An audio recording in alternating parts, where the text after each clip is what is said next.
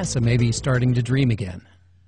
What's tantalizing is that, unlike launching someone else into outer space, this idea may appear far more appealing to the average Joe. This is the computer model concept of NASA's experimental one-man Puffin electric vertical takeoff and landing vehicle. As you can see, the vehicle would stand on its tail on the ground with 4 legs splayed out for stability. Out on the wings, electric motors drive 4 blades.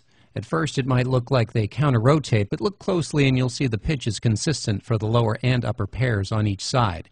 When they start up later, you'll see that they're spinning uniformly on each side, with the left and right motors operating in opposite directions. That counters the torque and helps stabilize the vehicle.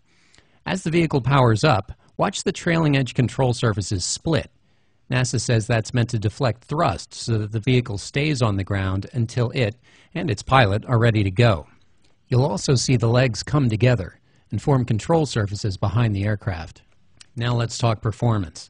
The idea here is to make an aircraft from carbon fiber that weighs 300 pounds empty, with a 14.5-foot wingspan that can cruise at about 150 miles an hour or sprint at almost 300, propelled by 2 7.5-foot rotor discs.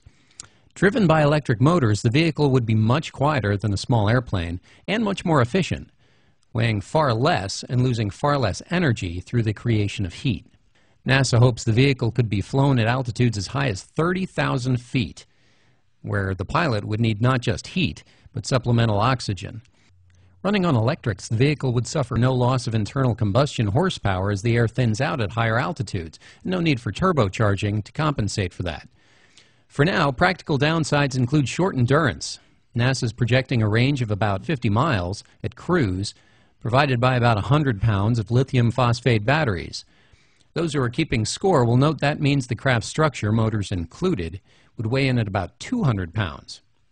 Those paying even closer attention can deduce that 50 miles at 150 miles per hour passes in about 20 minutes. But NASA's betting that researchers can come through on their forecasts of tripling current battery energy densities over the next 5 to 7 years. That improvement would mean the Puffin could be flying closer to 175 miles by about 2017.